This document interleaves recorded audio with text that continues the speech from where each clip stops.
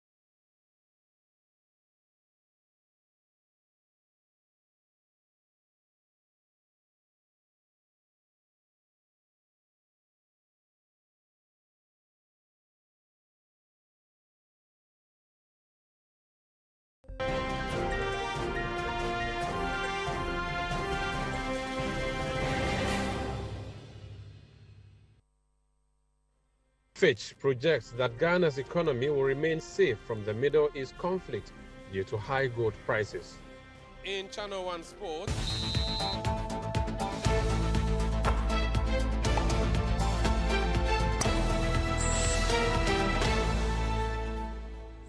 BBNE Gold Stars confident to remain top of the Ghana Premier League.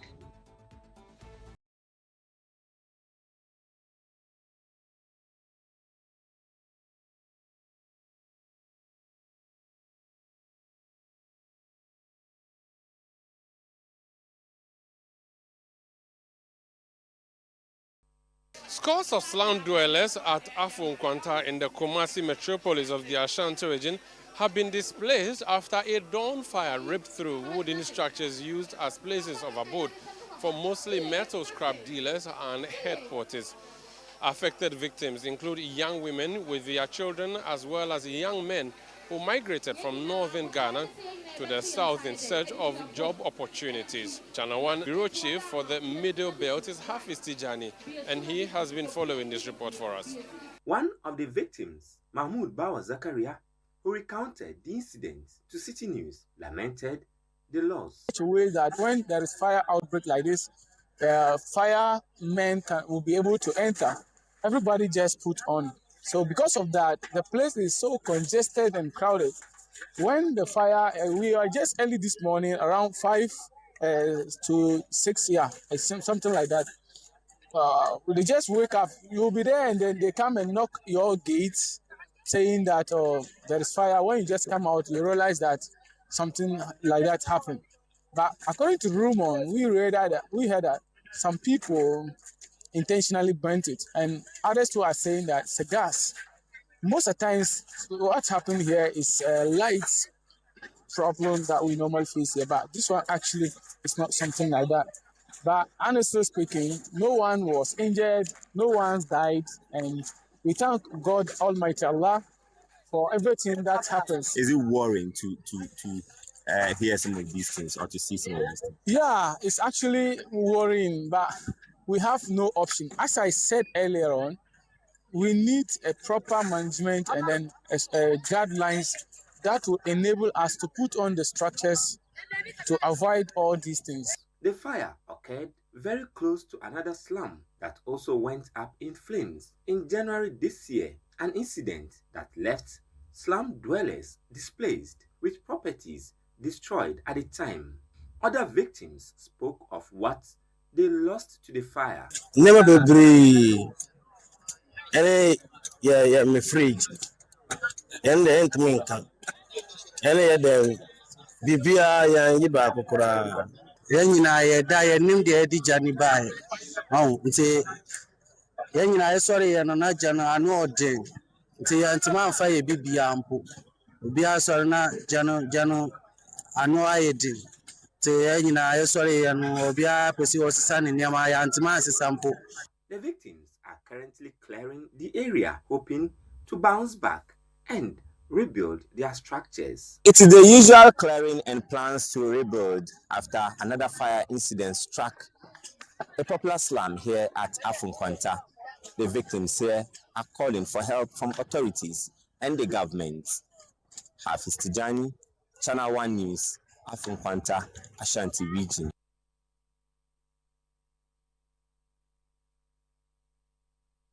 To some other stories now. The government says it is considering sourcing raw materials locally as part of efforts to stabilize sachet water prices and protect consumers from rising production costs. This follows recent proposed price adjustment by producers of sachet water from 9 cedis to 15 cedis per bag. There's more in the following report. The Ministry of Trade, Agribusiness and Industry has announced that a planned increase in sachet water prices will not take effect as scheduled following discussions with industry players. In a statement issued on Monday, the ministry commended producers for suspending the adjustment and assured the public that prices remain unchanged. The proposed hike, driven by rising production costs and a global polymer shortage, would have pushed prices up to 15 Ghana cedis at retail. Government says the decision reflects its commitment to protecting consumers and maintaining market stability. A meeting with industry stakeholders has been scheduled for Wednesday to find a lasting solution. The Chief Commercial Officer and Director of Industrial Development at the Ministry of Trade and Industry, Kofi Addo, in an interview with Channel 1 News, explained that the ministry has in place alternative measures to cushion Ghanaians against the price hikes. I have to say that because of the holiday and because we are talking to different groups, we were mindful of the fact that not all of the executives could be reached at the same time.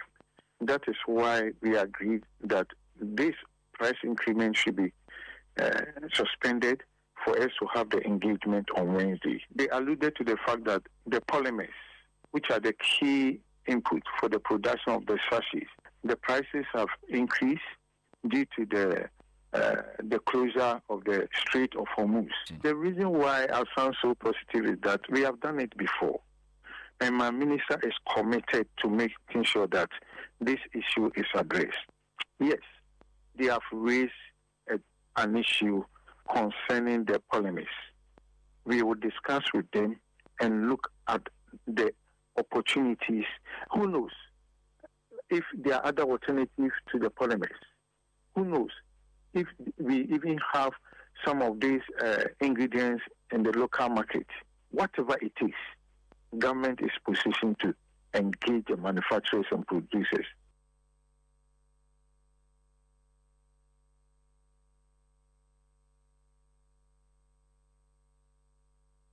To some other stories now.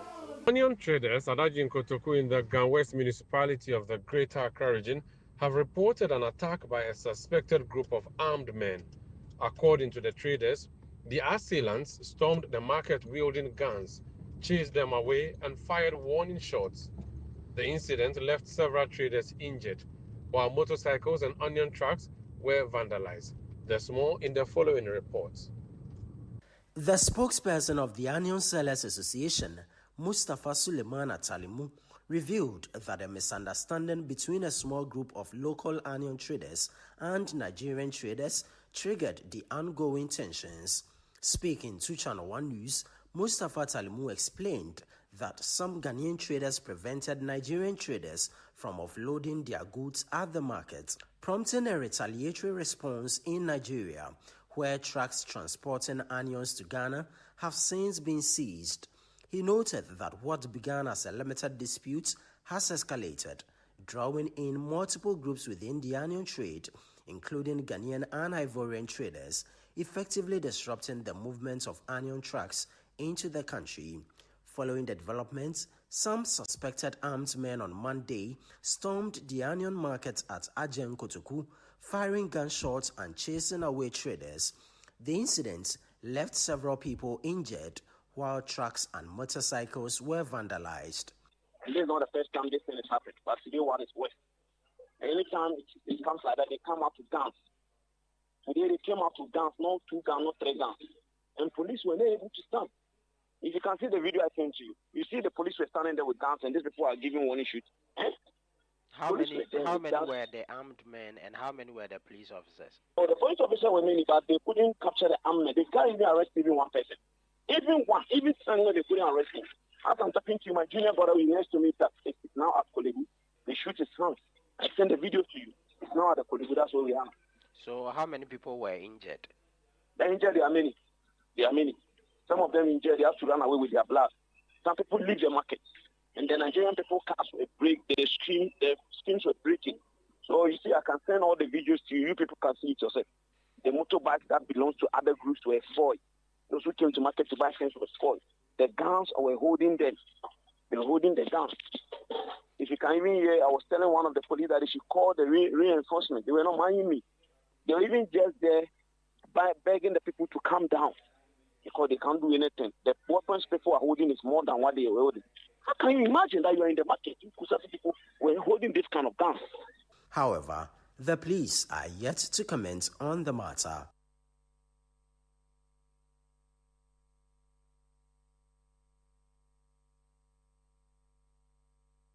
Specialist hospital built to provide specialist pediatric care is yet to be operationalized several months after completion, even though there is a dire need for the facility. With facilities at the Weija Municipal Hospital already overstretched, there's no option but for patients to be taken elsewhere for treatment. The following report has more. Residents of the Weijagbawe municipality have always relied on facilities far from the area to seek specialist care for their children. Residents who have lived in the area for a long time say it's always become critical when the need arises for sick children to be transported to long-distance facilities. My son was diagnosed, asthmatic when he was 7. And then one night, he was not breathing well and he was weak. He could not even walk. We virtually had to carry him to the nearest facility. And when we went there, like I said, there was an acute patient that was already seated on the nebulizer. I don't know what could have happened because getting yourself from our end here to the next hospital or the nearest would have taken us a long time. Perhaps I would have lost him. The Akufo-Addo-led government, in an attempt to save the situation, initiated the construction of a specialist hospital in Weija to cater for pediatric patients. However, the facility is yet to be operationalized several months after its completion. Member of Parliament for the area, Jerry Ahmed Shaib, says several interactions with the Minister of Health have yielded no positive response, even though there is dire need for the facility. And this project has been sitting there for whatever period. It's not good. We should not have political colorant to projects, especially health projects. When people are dying, nobody would ask them whether you are MPP or NDC. The first thing the Ghanaian nurse or doctor would do is to give you health care. So we should come and commission the project for the use of the people of Weijagbawe and beyond. The 9-bed Weijagbawe Municipal Hospital, which attends to all manner of cases, including victims of road crashes on the N1 highway, is currently overstretched. Management says there is an urgent need for an upgrade, particularly at the outpatient department section. Our OPD is very short and congested, and so we are looking at raising the roof and expanding it, if possible, to even make it conducive for patients to be a bit comfortable whilst they wait for their turn to see the doctors. Jerry Ahmed Shaib, in the quest to expand accessibility, has initiated a 50-bed emergency ward facility at the hospital.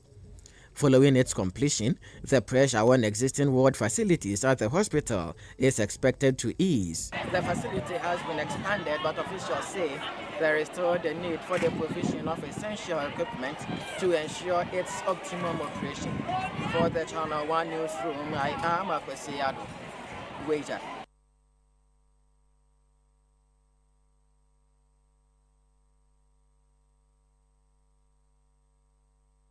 You're still watching Channel 1 Newsroom on Channel 1 Television. Still ahead. Fitch projects that Ghana's economy will remain safe from the Middle East conflict due to high gold prices. We'll be back with that story and others here on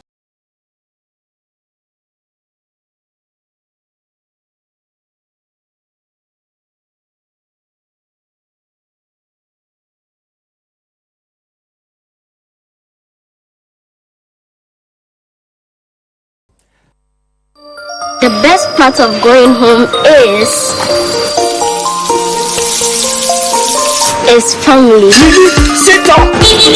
Hey, mommy, my wife is cooking something delicious.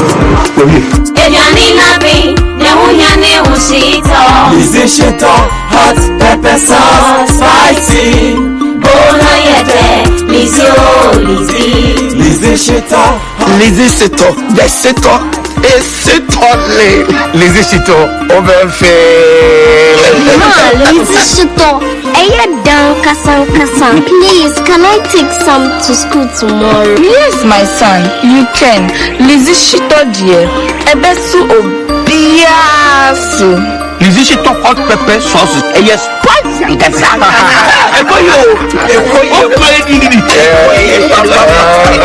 Lizzie Shito hot pepper sauce.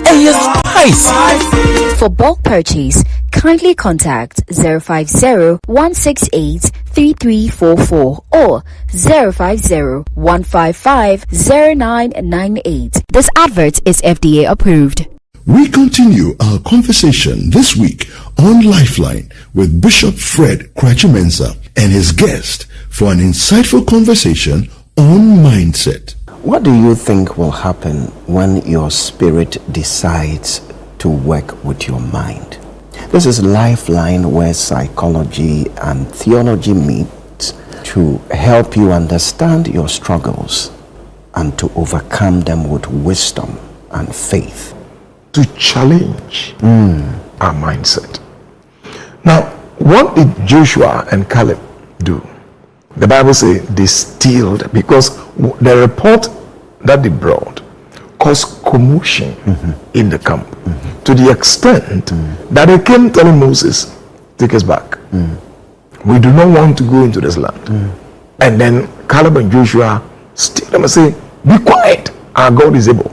Lifeline airs every Tuesday and Thursday at 10 p.m. prompt, only on Channel 1 TV.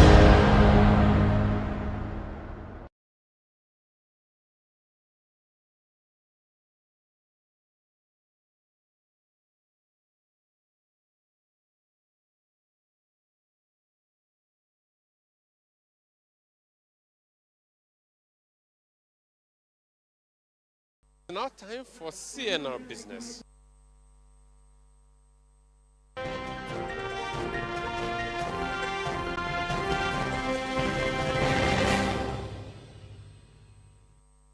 Now, Fitch Solutions is projecting that Ghana's economy will remain largely insulated from the fallout of the U.S.-Israel-Iran conflict due to elevated gold prices and robust related foreign exchange inflows. There's more in the following report. In its latest analysis, the research firm asserts that despite a 14% drop in global gold prices since the conflict began in late February 2026, driven by higher U.S. yields, tighter monetary policy expectations, and a stronger dollar, the March 27 spot price remains nearly 3 times the 2015-2024 average price of $1,603 per ounce. Fitch's commodities team maintains its forecasts that gold will average $4,600 per ounce this year, the highest annual average on record, and 33.7% above the 2025 average of $3,442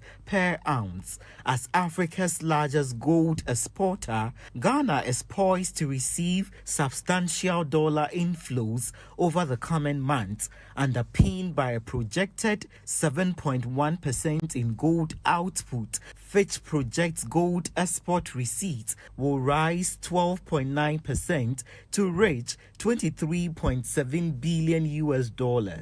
Meanwhile, Ghana's hydrocarbons trade is expected to remain net neutral, meaning recent spikes in global energy prices are unlikely to materially affect the country's current account position. The coalition of concerned importers, exporters, traders and freight forwarders is calling for the immediate halt of all processes related to the implementation of the electronic cargo tracking note and shipment processing note system. The group in a statement warned that any attempt to reintroduce the policy in Ghana would impose additional cost on the traders and undermine gains made in improving efficiency at the country's ports. There's more in the following Business Desk report. The coalition raised concerns over renewed efforts by the Ghana Shippers Authority and the Inter-Ocean Maritime and Logistics Institute to push forward with the initiative, including a proposed pilot phase. According to the group, proponents of the initiative have failed to provide clear justification or evidence of the benefits of the system to stakeholders within the trade and logistics sector. The coalition also warned that introducing the policy at this time could worsen existing operational challenges, particularly as industry players continue to grapple with issues linked to the rollout of the Publican AI platform in customs processing. The coalition further accused authorities of attempting to advance the initiative while stakeholders are focused on resolving these ongoing challenges. The group recalled that the policy had previously been withdrawn after failing to demonstrate value to the trading community, cautioning that any renewed rollout without addressing these concerns could erode public trust. While expressing willingness to engage authorities, the coalition warned it will pursue all lawful options to protect the interests of its members if its concerns are not addressed.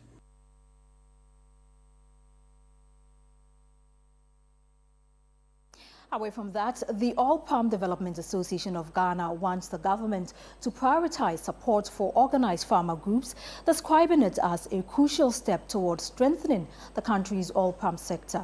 The call follows the announcement of a $500 million oil palm finance facility by the Finance Minister, Dr. Kassia Latuforsen, in the 2026 budget, funds which the association says must be effectively channeled. Speaking at a roundtable discussion on oil palm financing organized by Development Bank Ghana in Accra, the national president of the association, Paul Kwabena Amenin, stressed that structured support for cooperatives and farmer associations is essential for boosting productivity, enhancing efficiency, and improving access to markets. Financing facility must be designed carefully. It must, 1, support organized groups and associations, strengthen agro systems, improve processing capacity, and promote value addition at the community level. And importantly, it must work with clear timeline. Within the first 6 months, we should see structures in place and pilot funding begin. Within 12 to 18 months, we should see expansion in plantations, replanting of efforts, processing, and within 3 to 5 years, we should see real results, reduce import, and increase local production. Let's now get a quick update on the prices of crude oil on the international market and the performance of the local currency on the interbank market.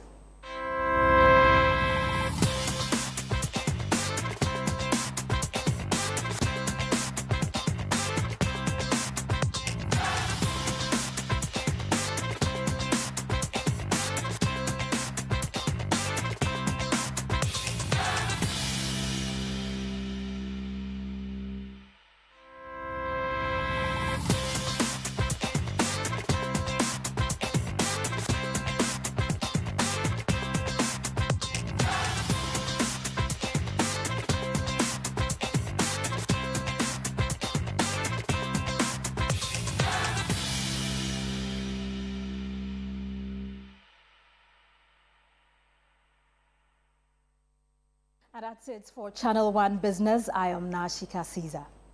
A 14-year-old student diagnosed with a brain tumor is appealing for urgent financial support for life-saving treatment abroad. Doctors say her condition requires immediate intervention as family and teachers warn it is already affecting her education and overall well-being. Our Northern Bureau Chief is Shawana Yusuf, and she has more in this report. 14-year-old Hadia, a first-year student of Ghana Senior High School in Tamale, is battling a serious medical condition after being diagnosed with a brain tumor at the Kolebu Teaching Hospital.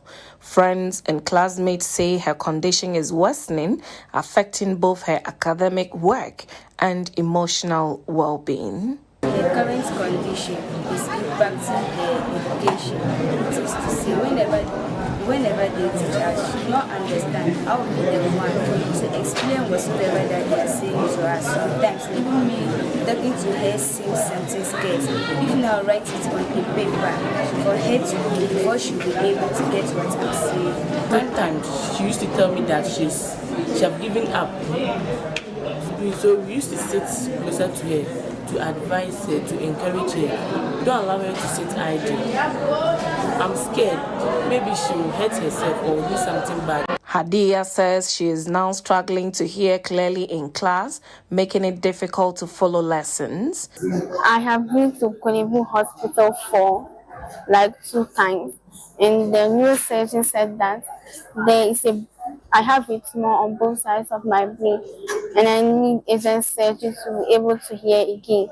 And I'm appealing for support from the president's brother, the first lady, the government officials, and all others come to my aid so that I can have my life back. Her teachers describe her as a brilliant student whose academic potential is now under threat. A biology teacher says the condition has left her visibly distressed, sometimes breaking down during lessons. When I finished introducing the lesson and asked her questions, she could not answer questions. She started weeping. I had to also weep.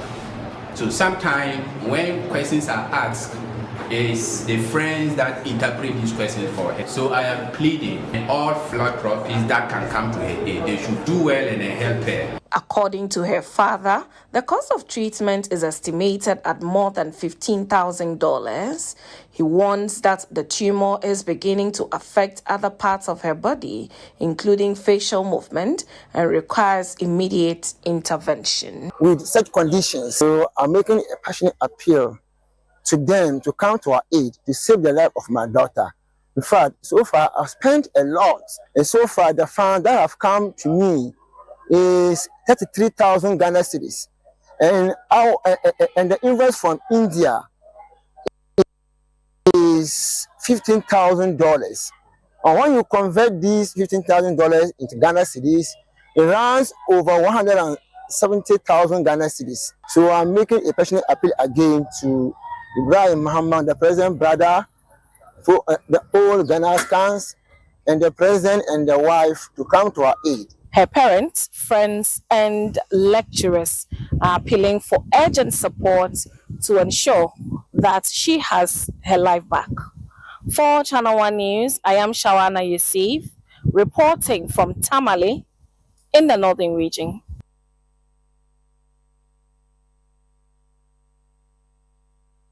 An intervention by the Adansia Squad District Assembly of the Ashanti region will in the coming day help reduce post-harvest losses. Over 10 communities with deplorable road network will see a facelift. The terrible road network is not just affecting farmers, but their livelihoods as well. Channel 1 News' Ashanti regional correspondent Tawfiq Mohammed has more. Road users and commuters of communities including Mem, Anomabo, Ababu Number 1, Siana, Odem, Nyamikrum, Akromaso, and other adjoining areas have long complained about the state of their roads, saying it is affecting daily lives including health, education, and agriculture. Following these persistent complaints, officials at the Assembly have deployed equipment under the District Road Improvement Project, DRIP, to respond to the plight of the people. we estimated about 120 kilometers and above, so far as Adansi Asokwa district is concerned. As you can see, when we were coming, there is so many villages around which they have no access to better roads. So as we have started the reshaping this side of the communities, which I think it will endure the benefit of the other people. The district chief executive for Adanse Asokwa, Albert Dakura, says although the government has elaborated plans to rehabilitate these roads under the Big Push program, the temporary measure is to ease the traveling difficulties on these roads. These communities, they find it difficult having access, proper road access to bring their farm produce to the main road or to Fumso market. If not motorbike or if not tricycle, they can transport their farm produce to the main market. So we saw the need to come to their aid with the help of the drip machines to reshape their roads for them so that they can easily access the market with their farm produce. Albert Dakura also appealed to government to support the district with social amenities. Do Adansi Asokwa a favor in that this district is one of the youngest districts, and looking at it, this is the time we have a young MP who has struggled to take the seat from the then KT Hammond, who is somebody nobody thought of him going down from the seat. So I'm pleading with the government to come to our aid to help us in terms of our roads, our networks, and our electrification system.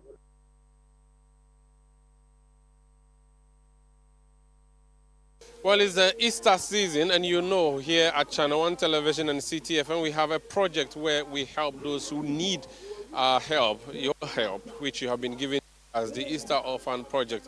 We go to orphanages and give them support. We have done that, but this edition, we've also decided to visit a prison somewhere in the central region to support the inmates in here and celebrate with them by bringing them goodies and having a party for them. So that's actually why I'm coming to you for this edition of Channel 1 Newsroom.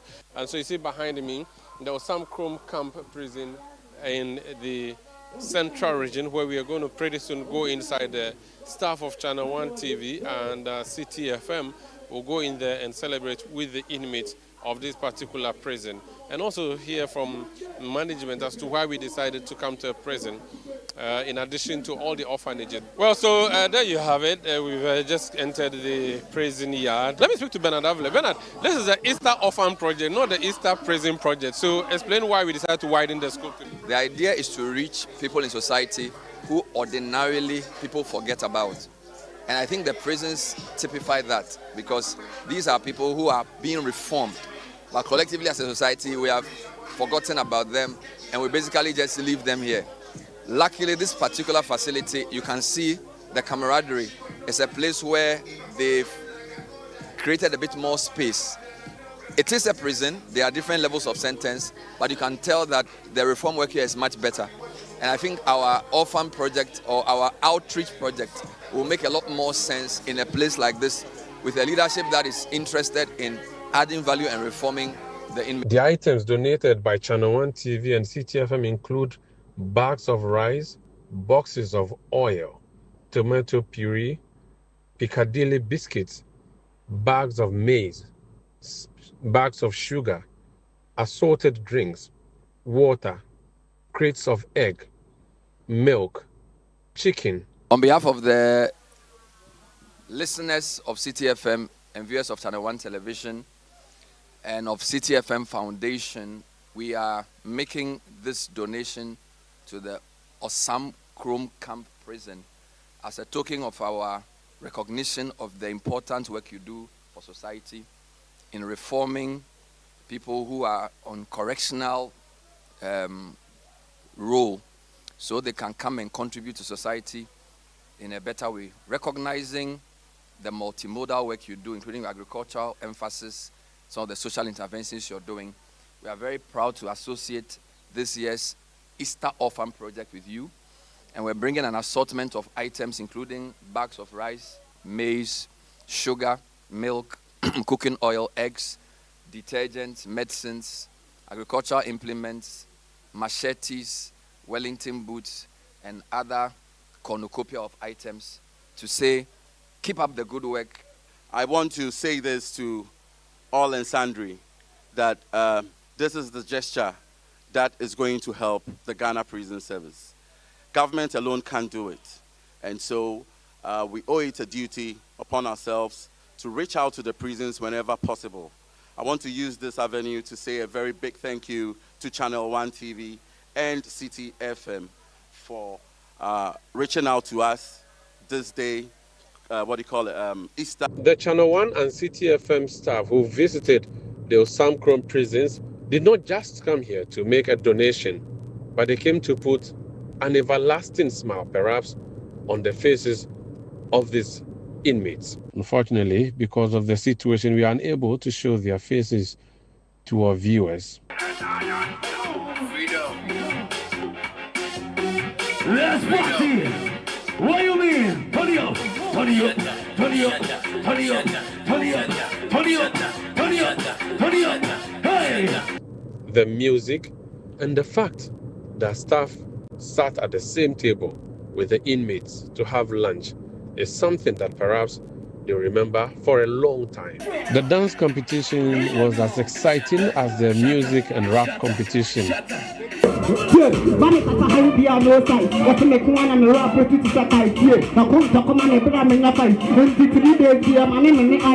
No lie, if you want try what they come, you go see say you became their farm. I heard the unkonya farm ta come. I heard the kayos was some back room. Me no cause I be back ya. Man, me a the killer. Once a soldier, always a soldier. Me tell them say Aja is me buckler. Me shoot, so me now shiver. Born to conquer me, fear no bother. Me ready to shoot batty boy with me good. Them are ready, dead and gone, no fire pan this. Also, the prison officers have made a special request for assistance for the project that they're embarking on. This infirmary is one of the places that they say they want assistance. The anti-malaria drugs, the painkillers, then yes, for dressing materials and all that. We brought you ciprofloxacillin, paracetamol, diclofenac, and malaria medications. So that's what you requested for. So we will make sure that we add a few more boxes of what you're asking for. That will be the first phase. Now when it comes to the extension, that's a major project. So we will have to prepare properly, and then maybe with the permission of your high command, we can present a proposal before we build. The way we do our things, we are not a bank. We don't have money sitting down, but we can raise the resources.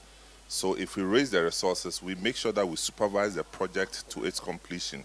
So once it's agreeable to you, we are in good company. The foundation also donated 20,000 cedis and assorted food items to 2 rehabilitation centers, namely the Iris Place and Chosen Rehab Center.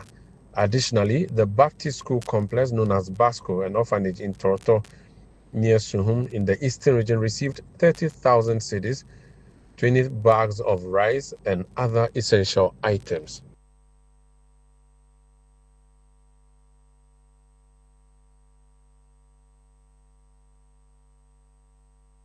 To some other stories now. Scores of Ghanaians trooped to the beaches on Easter Monday to relax and reflect.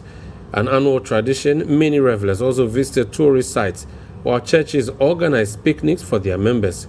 Channel 1 News' Rachel Engman explores how Ghanaians unwound during the Easter Monday festivities. A visit to the Labadi beach here in Accra revealed how some Ghanaians were celebrating the day.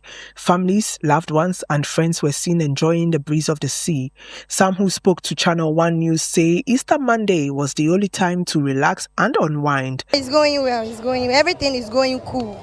As you can see, you can feel that the environment that we are just celebrating, you see. We are very happy. I can see you're happy. I'm happy. What has made you so happy? Is it because it's Easter Monday, or what exactly has made you just happy or excited? It's like I have not been to beach before. This is my first time, so I'm just happy. I'm just feeling the environment, you see. I'm just feeling the environment very much. We thank God for having this day as an Easter Monday. And there's a lot of people here, and there's an entertainment going on. Oh, it's very cool and it's very enjoyable to like see people around, and the sea too is also very cool. And then we see the marine police also going around to see to the safety of the people around. So it's not bad. The churches were not left out of the celebrations as picnics and other social events were organized to mark the day. At various recreational centers, families and groups of friends were seen enjoying the holiday with music, games and other outdoor activities. During the Easter festivities, we have been having church activities from Good Friday till yesterday, Sunday. And therefore, today as a church community, we came together to St. Bernard's School to have a picnic so that our youth and our young ones will not go to the beach. Often when they go to the beach, what we hear later on is not anything good. So we decided to do this so that friends and family and also as a church, we sit down and then relax and then enjoy. This is where we usually spend the picnic day, St. Margaret Mary. Every picnic we come around, we come together and enjoy ourselves. We see friends we've seen for a long time, and make new friends too. So I'm here with my grandchildren and siblings. We are coming to have a good time. We're just about ending the festivities. So the family, we just decided to take a day out and visit the sites. We have some friends from outside, so we are just touring around and looking at some of the national treasures we have around. Yes. Meanwhile, a Reverend Father who joined the celebration advised the public to celebrate responsibly, urging people to prioritize safety and avoid excesses. During this time, some people overeat, others overdrink, others drive carelessly on the roads, and we want to encourage everyone to take time. Remember, we are celebrating the resurrection of Christ, so we must be moderate in whatever we do, in our movement, in our eating, in our drinking. Moderacy is the key, because too much of everything we say is bad. From picnics to outings, Ghanaians are celebrating the Easter Monday with fun, joy, and a little hope too. Reporting for Channel 1 News, I am Rachel Engman.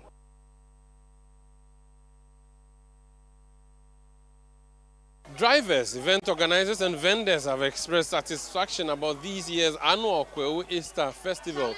The vendors and drivers who broke even, with some making significant profits, acknowledged the effective collaboration of all stakeholders in organizing and managing the traffic that mostly characterize Easter celebrations on the mountain.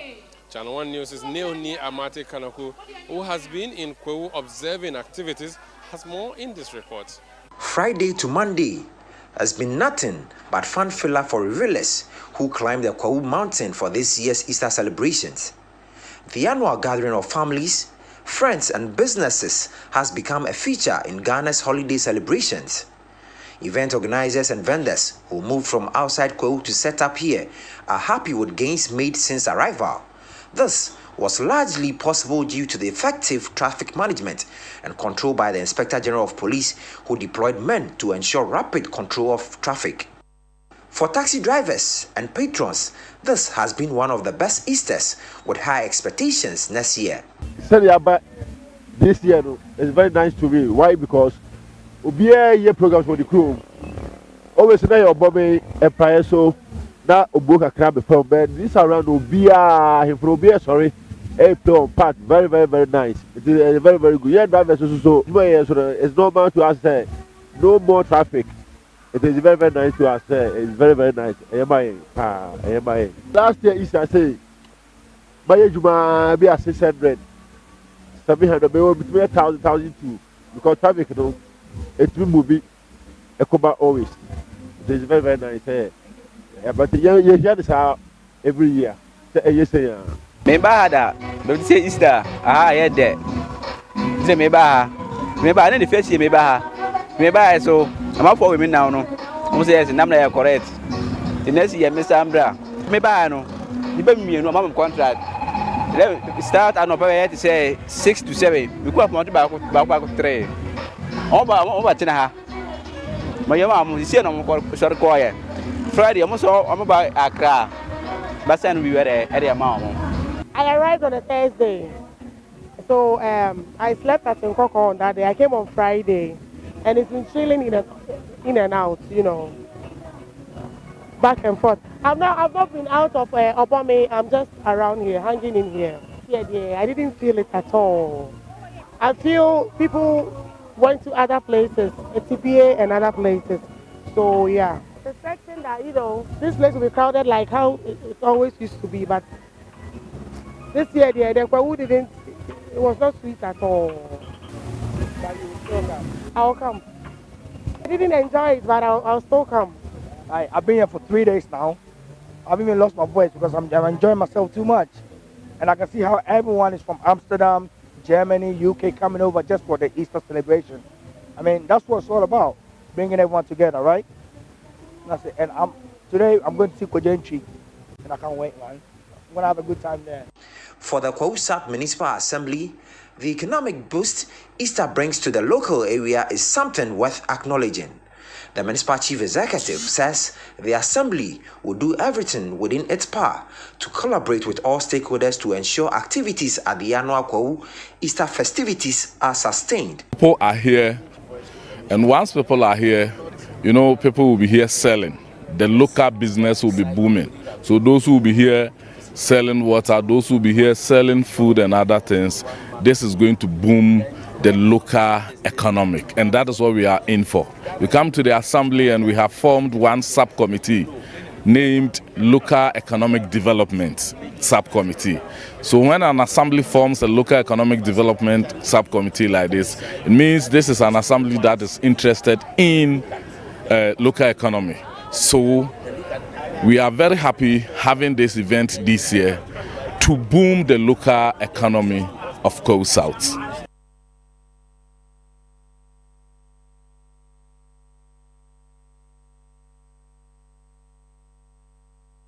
To some other stories now. Pedestrians are urging authorities to expedite repair works on the Kanishi Market footbridge following its closure. The Accra Metropolitan Assembly announced the closure after reports of the deterioration of the bridge. The closure has forced commuters to cross the busy road despite zebra crossings and the presence of AMA task force personnel assisting at the site. There's more in the following report.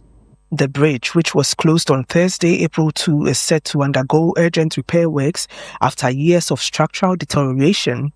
The Accra Metropolitan Assembly says the planned rehabilitation is expected to take between 6 and 9 months, with work expected to begin next month. So currently, if you look at the state of the bridge, a lot more would have to be done. If you listen to experts, we are looking at between 6 to 9 months.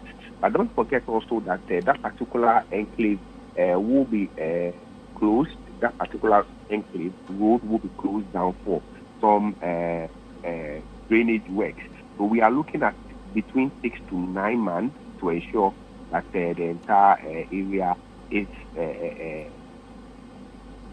worked out with respect to the bridge. So immediately after the road is opened, the bridge would also be very, very functional for pedestrians to be able to move about their daily. Despite the closure, traders continue brisk business under the bridge, while pedestrians warn that crossing the road without the footbridge is dangerous and could lead to serious accidents. What they have to do is to make sure that the cars wait when the people are standing so that people can cross. So that people can cross before they do what they have to do. And also, they must try and work so hard so that they can fix it early for people to pass on it, because here somehow it's very dangerous, but here is somehow better than the street. The bridge is too stressful. I prefer down because it's not stressful, it's easy. But to climb the bridge is difficult for me. It's easier to cross than the bridge because the bridge, the vendors mostly have an encounter with the pedestrians on the bridge because when you cross them, you push their things and then it's like, so I think here is better, but then it's dangerous because there is no traffic lights for you to stop to cross. It's also faulty. At times it's very shaky when you are walking on some parts of it. So I think it's a good idea they are coming to maintain it, but then they should do it fast for those who like it. But I prefer crossing here. Meanwhile, the Channel 1 News team observed that a second footbridge in the area, which appears to be in an even worse condition, remains open and in use, raising further concerns about commuter safety.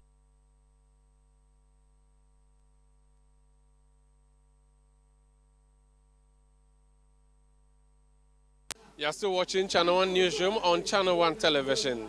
Still ahead. BBNE Gold Stars confident to remain top of the Ghana Premier League. We'll be back with that story and others here on the Channel 1 News.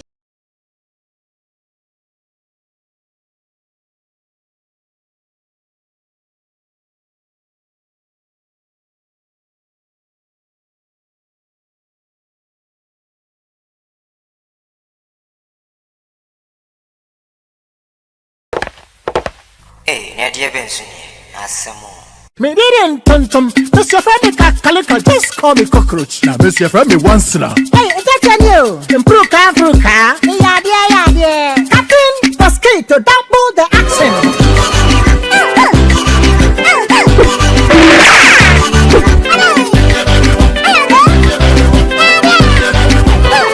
Me didn't sasso spray. Miss your friend sasso quell. Yeah, go to my sasso now.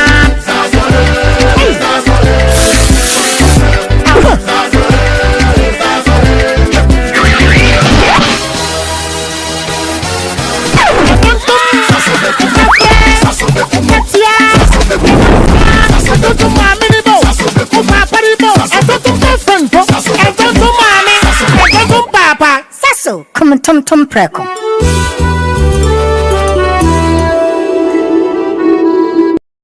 Hundreds of entries have poured in from communities all across the country, and the energy is off the charts. The quest to uncover the most deserving stories has kicked into high gear. Stay tuned for the thrilling reveal and the grand celebration of our esteemed 10 Channel 1 TV community legends. Only on Channel 1 TV.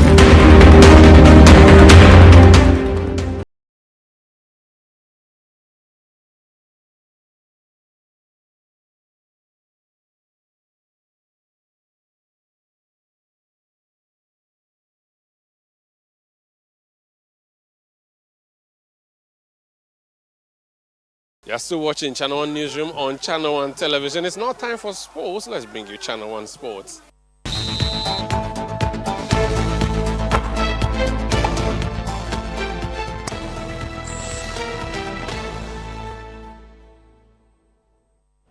Now let's get into the updates. And defending champions, BBNE Gold Stars are tightening their grip at the top of the Ghana Premier League, while Accra Hearts of Oak and Kumasi Asante Kotoko continue to chase in a heated title race. However, for Mediama Sporting Club, it was another weekend of drop points against Bichem United. Julian Ashifri Amwa has more in the following report. Match day 28 of the Ghana Premier League delivered drama at the top, and once again, BBNE Gold Stars showed why they are serious title contenders. The defending champions secured a hard-fought 2-1 victory over Nations FC, holding their nerve in a crucial encounter to remain top of the table. With the pressure mounting, Gold Stars continue to prove that they have what it takes to go all the way. For head coach Fritz Marcus Schmidt, these results reflect the mentality within the team. So it's normal. You have to suffer. You have to suffer till the end, and I think that's about the mindset we have to take up for the rest of the season, because there will be no easy games, and we have to be prepared to suffer, to struggle, to fight to the very last minute.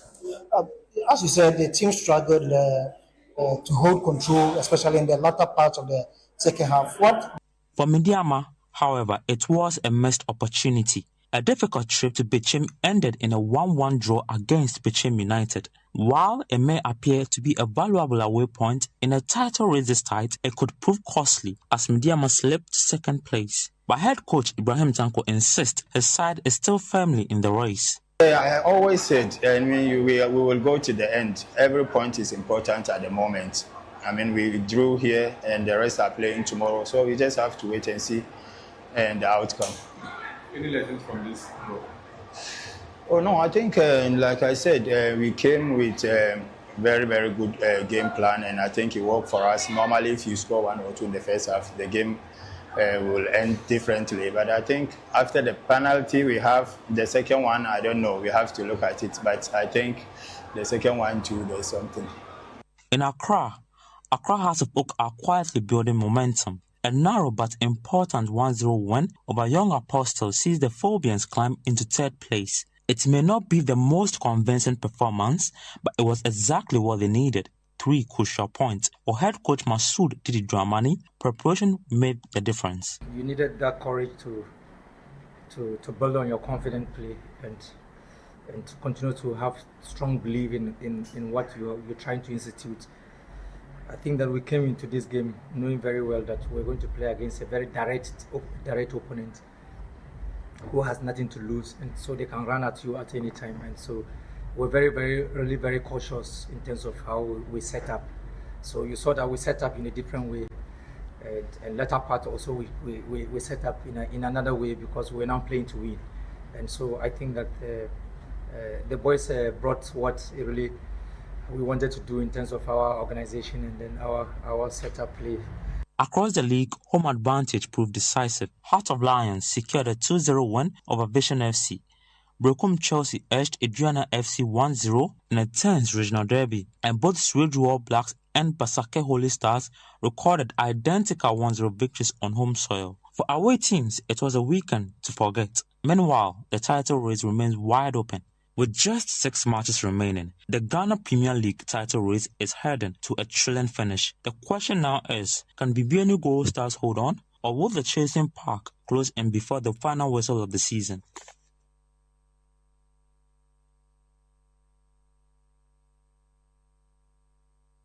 Now, away from the Ghana Premier League to the MTN FA Cup, and the Sredro Sports Stadium will host the semi-final matches of the 2025-2026 MTN FA Cup on April 17 and 18, 2026.